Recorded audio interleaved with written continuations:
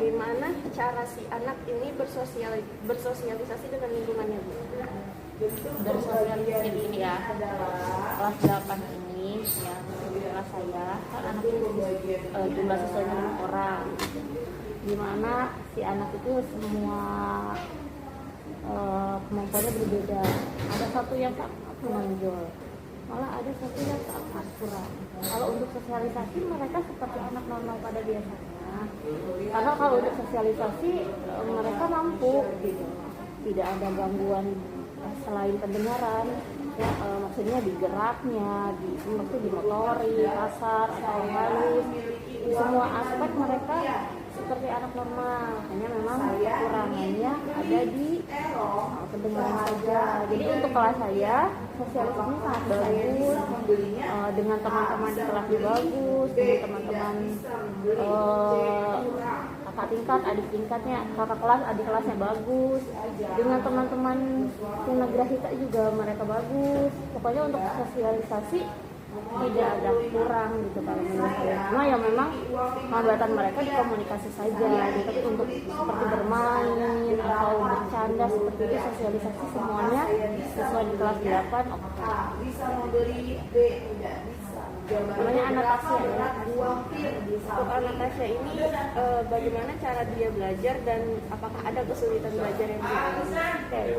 Kalau Nasia belajar di kelas ya, di sekolah ya. Jadi kalau misalkan dia di kelas, kalau dia di kelas itu dia paling mampu dari teman-temannya. Kenapa dia paling mampu? Karena perkembangan bahasa dan komunikasinya paling bagus. Jadi saya pun sebagai guru sangat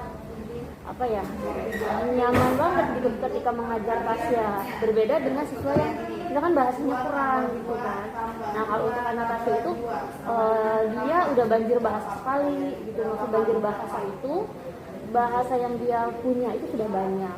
Jadi komunikasinya bagus, bahasanya bagus, orangnya bagus, anaknya nyambung. Kita sebagai guru dan siswa itu sudah TikTok gitu, udah yang saya menjelaskan anak paham seperti itu.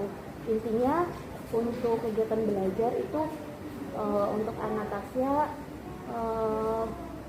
sangat lancar, sangat bagus karena kemampuan bahasa dia sudah sangat bagus. Tidak ada masalah untuk kemampuan belajar. Jadi sekarang di SMP dia tinggal menerima ilmu saja gitu, bukan ke bahasa lagi gitu, karena bahasanya sudah banyak sekali yang dia. Nah, kalau siswa lain ada yang SMP masih dia harus bahasanya terus masih banyak latihan. Kalau Tasya memang tetap harus kita kasih bahasa gitu kan, kosakata yang dia nggak tahu gitu. Tapi untuk di SMP dia sudah bisa menerima ilmu umum gitu, ilmu pengetahuan umum, karena dia bahasanya sudah banyak sekali. Untuk kondisi emosional si Anastasia ini bagaimana? Emosionalnya bagus banget Tasya. Dia secara emosi bisa menempatkan semuanya, dimana ketika dia senang, ketika dia sedih, ketika dia gembira gitu ya, ketika dia marah ke temannya, ketika dia mungkin juga capek gitu. Pokoknya emosinya itu udah stabil kalau Tasya itu sudah bisa menempatkan gitu. Kan ada anak nih di kelas saya ada satu anak yang emosinya nggak kekontrol. Maksud nggak kekontrol tuh bukan tantrum macam bukan ngamuk-ngamuk enggak, tapi dia itu kalau misalkan belajar nilainya dapat bagus, ekspresinya itu bisa sampai jungkir balik di kelas. Tapi ketika dia dapat salah, dia bisa sampai yang marahnya bisa sampai yang pukul meja. Jadi atau ketika nggak suka ke saya misalkan ya karena saya dapat ngasih nilai kecil, itu yang kayak mungkin marah iya oke, jadi sedikit berontak. Tapi kalau anak Tasya dia bagus, mengontrol emosinya bagus. Untuk kemampuan yang dimiliki ini umum sih Bu, pertanyaannya bukan buat kalian. Oke. Untuk kemampuan yang dimiliki penyandang tunarungu itu biasa apa aja sih Bu yang paling menonjol, dan itu baik emosionalnya ataupun kemampuan yang dimiliki. Pertanyaannya kemampuan yang dimiliki. ini ya, kalau secara umum kalau tunarungunya murni ya, tunarungunya murni maksudnya tidak ada penyerta. Kan ada tunarungu yang ada penyerta, maksudnya udah tunarungu dia juga hambatan intelektual, atau tunarungu dia juga hambatan motorik seperti itu. Tapi kalau untuk yang saya mengambil contohnya tunarungu murni ya, jadi dia tidak ada penyerta apa-apa, IQ-nya bagus, itu semua kemampuannya itu bagus gitu. Ya memang kendalanya pastinya di bahasa ya, karena dia kan gangguan pendengaran, otomatis dia minim bahasa, miskin bahasa.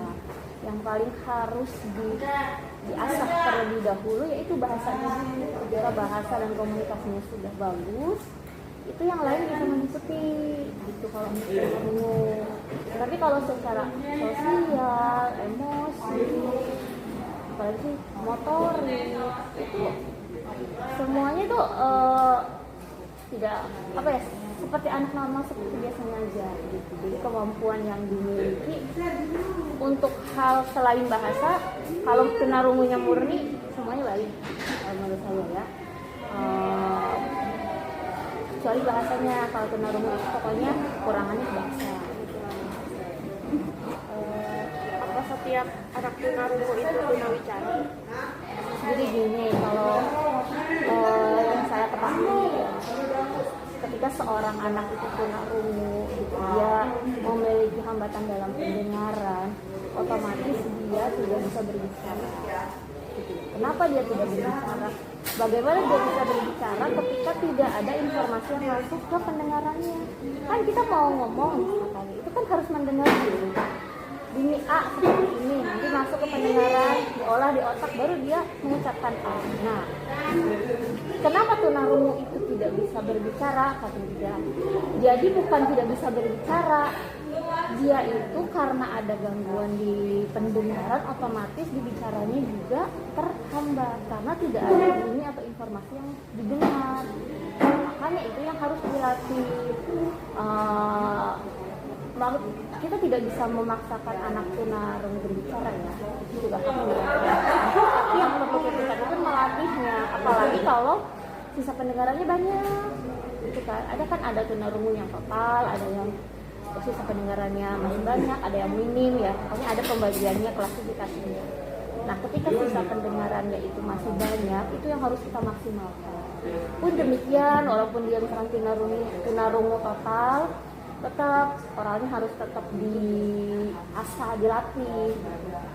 Ketika tunarungu itu sisa pendengarannya masih banyak, ini seperti Tasya, anak Tasya itu sisa pendengarannya masih banyak, terus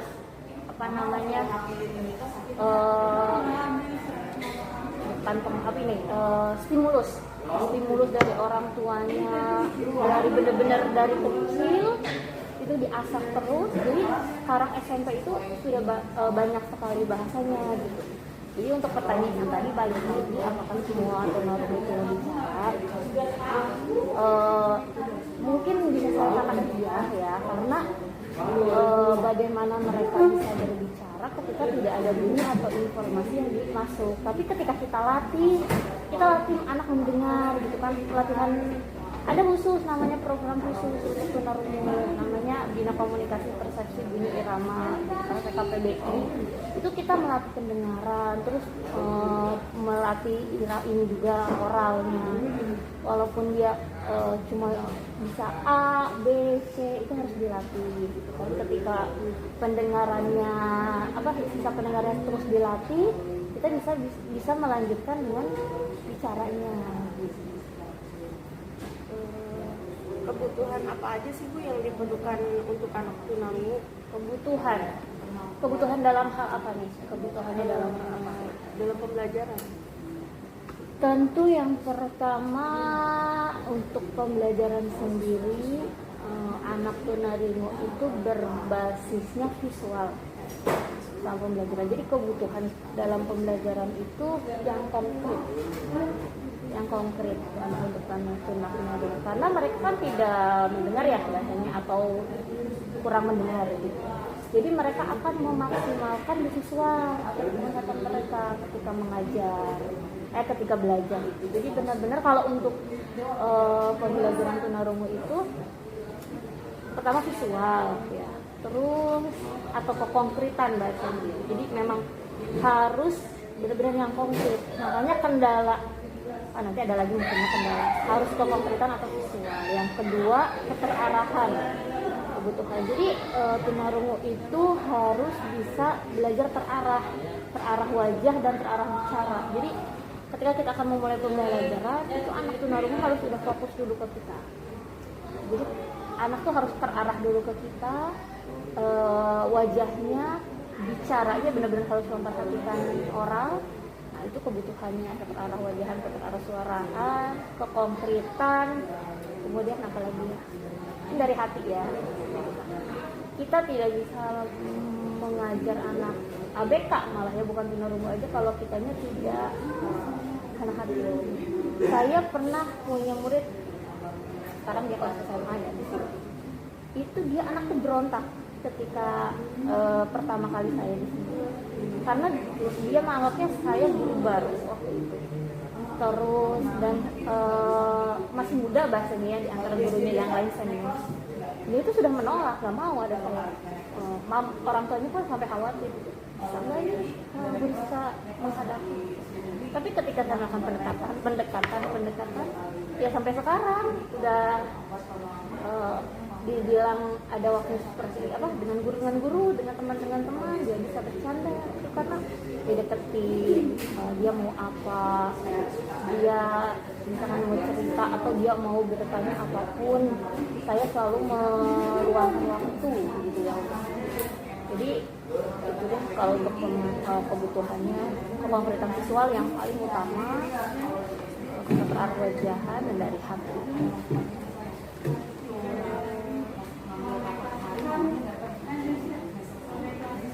Problematika itu dalam mengajar anak tunarungu itu apa Bu? Mengajar, oke. Kalau kesulitan saya yang pertama pasti komunikasi. Jadi itu hambatan yang paling apa ya, nomor satu. Ya karena dan itu pun resiko saya sebagai guru tunarungu gitu kan. Ya kalau nggak mau susah nggak mau susah repot ngajar terhambat komunikasi ya ngajarin sekolah umum gitu kan. Tapi kan memang di sini yang bedanya guru SLB gitu kan, termasuk guru tunarungu yang pertama pasti komunikasi dan bahasa. Jadi ya kita harus menggunakan berbagai komunikasi oral itu ini ya, ucapan, bahas isyarat ya. Berarti berkomunikasi dengan anak-anak itu melalui isyarat. Di sini tuh komtal namanya, komunikasi total. Jadi komunikasi total itu oral dan isyarat. Nggak bisa. Di sini juga sekolahnya kan cuma oral saja tidak bisa. Ada sekolah di SLB yang khusus oral aja untuk tunarungu tanpa isyarat, ada yang isyarat aja tanpa oral, ada itu sekolah lain gitu. Jadi kalau di sini komtal. Jadi ya isyarat juga, oral juga. Gitu. Komunikasinya saya menggunakan komtal ya. Pertama tadi hambatannya pasti komunikasi dong ya kalau untuk anak. Yang kedua selama mengajar kesulitannya menyampaikan hal-hal yang abstrak ke anak itu susah sekali gitu. Kalau kita mengajarkan matematika misalkan, itu kan konkret ya, bisa pakai benda gitu kan, bisa pakai media banyak gitu kan. Kita mengajarkan bangun datar, bangun ruang, saya tinggal ngambil medianya balok, misalkan bangun ruang, ini balok, ini tabung seperti itu, atau ini segitiga, ini persegi. Tapi yang sulit itu ketika mengajarkan hal yang abstrak. Tuhan, mengajarkan Tuhan gimana coba? Apa itu Tuhan? Itu tuh yang saya tuh sampai kalau saya ngajar, ya mungkin kalau SMP dia udah paham ya Tuhan gitu kan. Atau saya mengajarkan apa ya yang benar-benar abstrak. Kalau misalkan di PKN ada yang disebut dengan ideologi konstitusi, hal-hal pokoknya hal-hal abstrak yang tidak bisa dikonkretkan gitu. Bener-bener saya tuh harus saya pernah ini pengalaman, saya mengajarkan tentang bunyi waktu itu ya. Saya menjelaskan tentang listrik, pokoknya sumber listrik dan setrum itu cara saya tuh sampai yang harus listrik ya, kalau untuk menunjukkan ini saklar itu listrik itu seperti apa mengalir, pokoknya untuk hal-hal yang abstrak dan tidak bisa dikonkretkan itu yang susah. Kita benar-benar harus yang memilah kata yang mudah dipahami anak sampai anak itu paham,